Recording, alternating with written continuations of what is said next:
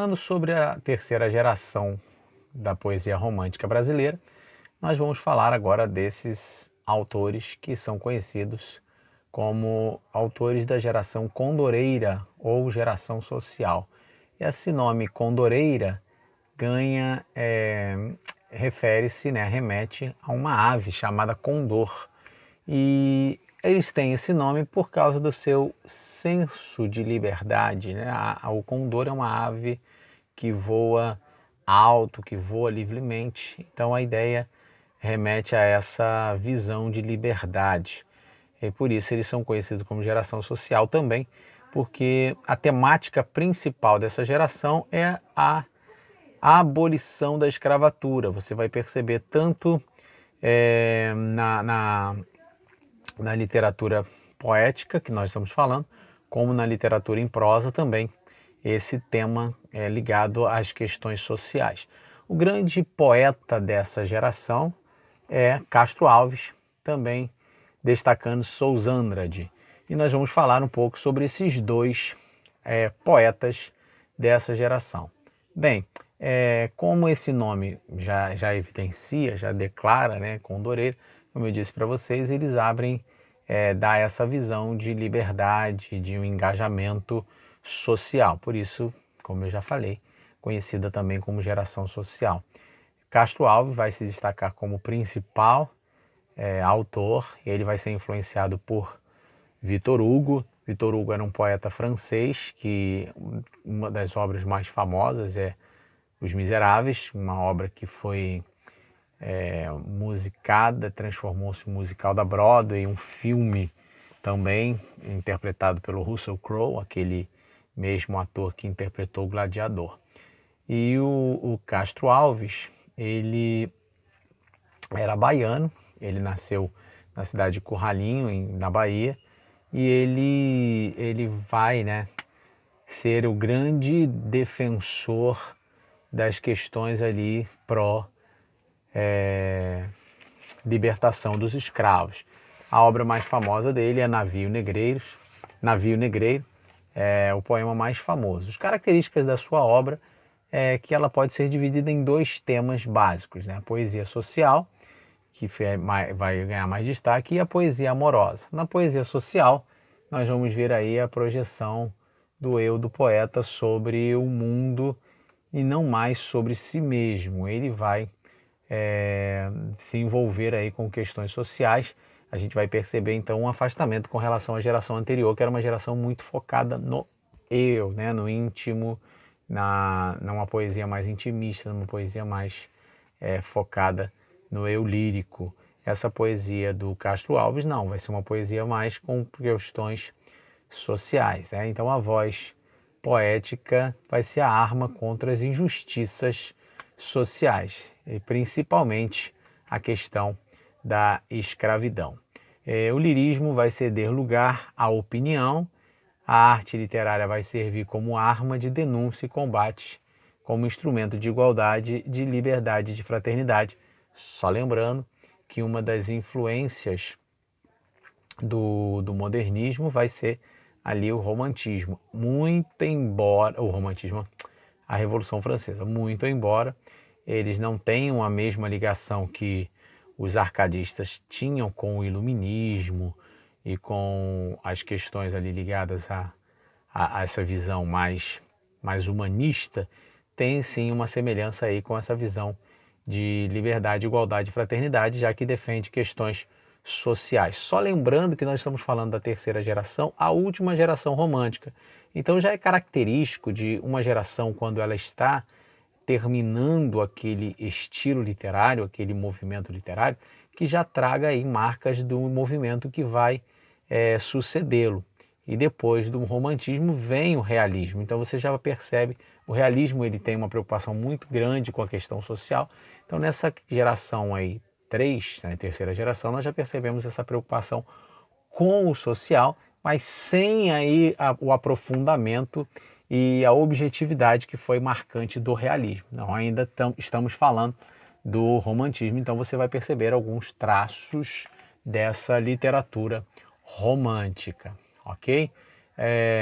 Nós vamos perceber aí esse engajamento social, principalmente em relação à causa abolicionista, como eu já disse para vocês. Os principais poemas desse nosso querido autor, Navio Negreiro, e eu também Vozes da África. Aí embaixo tem um trecho de um desses poemas e eu quero que vocês leiam depois, porque não vamos ler para ganharmos tempo.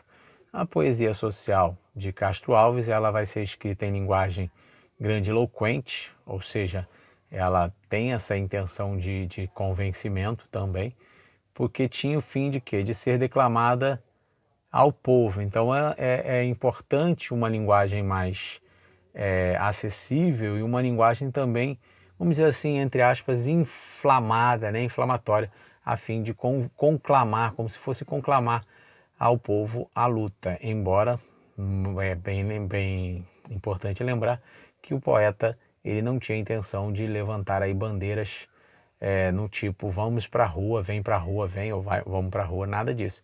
Mas ele vai sim trazer essa visão aí grandiloquente de forma a falar ao povo, né? E outro recurso interessante utilizado são as imagens de ascensão. O que é isso? Né? Vai passar de uma imagem negativa, que é a marca do romantismo, né? Esse pessimismo, para uma visão positiva. Ele vai se opor, vamos dizer assim, àquela geração anterior, que é a segunda geração, porque ele não vai falar mais da morte, mas ele vai falar muito mais da vida. Ele não vai mais falar do mal do século, mas ele vai falar do bem. Ele não vai levantar muito as questões aí dessa questão que é negativa, mas para uma questão positiva. Então ele vai passar das trevas para a luz, ele vai abordar mais questões falando como o céu do que a terra, porque é superior. Ele vai deixar de lado a tirania e vai exaltar a liberdade. Nada de ser prisioneiro de um amor, sofredor de um amor, né? Nada de tirania, mesmo que essa tirania seja do amor. Então isso aí esse recurso, né, vai conferir aos seus poemas uma grande emoção. Na temática amorosa, o Castro Alves é um caso à parte da poesia romântica. Por que ele é um caso à parte? Porque nos versos que ele produz, nessa poesia amorosa, a mulher não vai ser inatingível como o poeta romântico, principalmente da segunda geração, procurava transmitir. Não, esse amor ele não vai ser um amor simplesmente idealizado, mas é um amor concretizado, um amor que acontece. E aí, por muitas vezes, ele vai demonstrar um certo erotismo e um caráter Dom Juanesco. Olha que interessante. Ele não faz parte da segunda geração, mas ele vai, a partir da sua poesia amorosa, remeter aí a esse grande amante que é Dom Juan, o personagem criado por Lord Byron, né? Então dessa abordagem Dom Juanesca, a mulher vai passar a ser um simples objeto do desejo amoroso. Se você não conhece a história de Dom Juan, ele seduzia as mulheres e ele as usava de fato como um grande objeto. Ou seja, hoje aquele que era um grande amante seria execrado na sociedade atual por tratar a mulher simplesmente como alguém que é única e exclusivamente para satisfazer os desejos do homem. Então você vai ver aí embaixo um exemplo dessa poesia amorosa de Castro Alves. E ainda nessa poesia da terceira geração nós temos o Sousa Andrade. O Sousa Andrade ele vai escrever uma única obra que vai ter importância, que é o Gueza. O Gueza vai ser uma lenda, né? Vai ser baseado numa lenda indígena, essa obra dele, das tribos lá da região da Colômbia. E nessa história, né, nessa epopeia, ele vai ser, o Gueza, né, que é a personagem principal, vai ser adaptado, vai ser raptado, desculpa, pelo Rei Sol, aos 5 anos, pelo Deus Sol, e para ser sacrificado quando ele atingisse os 15 anos. Então você já percebe aí uma certa tensão, um certo drama nessa visão, né? E aí o ritual vai se basear o quê? Na educação do menino até os 10 anos, e nesse período ele vai fazer a peregrinação pelas terras, né, pela estrada de Suna, para somente depois ser morto. Nessa estrada, esse jovenzinho vai passar por diversos lugares, vai passar pela América, vai passar pela Europa, pela África, pela Ásia, né? Chegando a passar pela Bolsa de Valores de Nova York. Ele vai lá e essa passagem lá, gente, é uma crítica ao poder do capitalismo, né? O autor usa essa passagem aí para criticar o capitalismo, que naquela época era muito selvagem e focado apenas no lucro, nada no ser humano. Então essa trajetória ela pode ser interpretada o quê? Como uma grande metáfora da vida deste poeta do Sousa, né? Do Sousandrade. E ela vai ser uma severa crítica à mutilação causada aos povos indígenas após o descobrimento. Então ele vai usar essa obra para criticar tudo aquilo que o homem branco fez com o índio após o descobrimento aqui, ou o achamento da América, né? E aí, diferentemente do caráter conciliador que nós vemos na primeira geração indianista, em que apresenta o índio como herói nacional, aquele que se assemelha ao cavaleiro medieval, ou seja, trazendo uma aproximação entre o nativo da terra com o europeu, trazendo essa ideia de amizade, né, de questão amistosa, que também é abordada pelo José de Alencar nas obras Iracema, mas aí eu estou falando de prosa, mas é outra história, mas nas obras Iracema, Guarani, que você vai perceber essa amizade aí entre os povos, o povo indígena e o homem branco.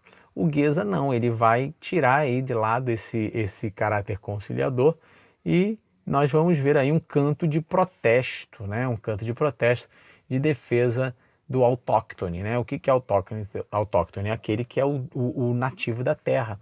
E aí vai ser sintetizada essa luta pela figura do herói inca, o Gueza, que é a representação de todos os índios, não do Brasil, mas da América Latina. Esse poema ele possui 13 cantos, por isso que ele é uma epopeia, e é repleto de metáforas que, de certa forma, vão antecipar algumas técnicas utilizadas pelos vanguardistas do início do século XX. Aí abaixo você tem, na página 93, um trecho aí do canto 7, em que você pode ter uma ideia dessa obra. Muito bem, gente. Essa foi a terceira geração romântica. Com este vídeo nós encerramos este assunto e é isso. Vamos lá. Até a próxima aula. Um grande abraço a todos.